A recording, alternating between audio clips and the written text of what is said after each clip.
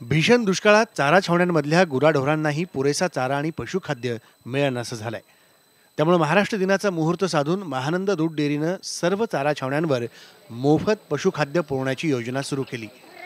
पण ही योजना राबवण्यामागे मोठं राजकारण दडलेलं आहे।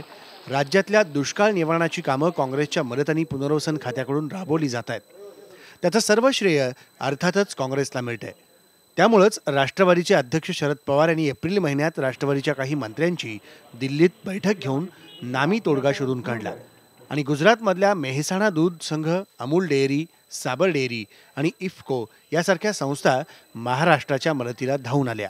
22,500 मेट्रिक टन कैटल फीड यानी 225 लाख किलो, यानी कि जो भी 7-8 लाख पशुधन हमारे हैं उनको जिंदा रखने के लिए या उनको बचाने के लिए ये काफी होना चाहिए।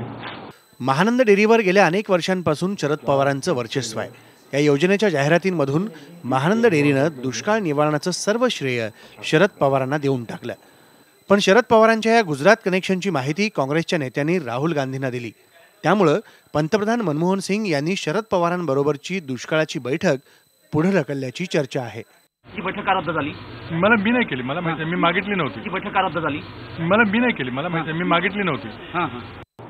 तर दरवर्षी दुष्काळावर पैसे द्यायचे ऐवजी एकदम पाण्याच्या कामात पैसे दिले असा म्हणून एक मी प्रस्ताव दिला आणि त्याच्या प्राईम मिनिस्टरची माझ्यावर चर्चा ठेवली।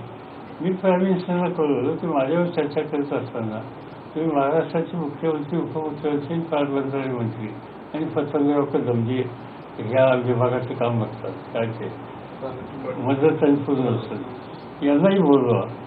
ती मीटिंग पोस्टपोन झाली, म्हणजे त्याच्यात काही आम्ही माघारी गेलो असतो किंवा असं नव्हतं। मे महिना सुरू झाल्यामुळे दुष्काळाची तीव्रता दिवसेंदिवस वाढत चालली आहे आणि त्यातच दुष्काळ निवारण्याचं श्रेय मिळवण्यासाठी राष्ट्रवादी आणि काँग्रेसमध्ये कुरघोडी सुरू आहे। व्हिडिओ जर्नलिस्ट रमेश भट्टसह आशिष जाधव, IBN लोकमत, मुंबई।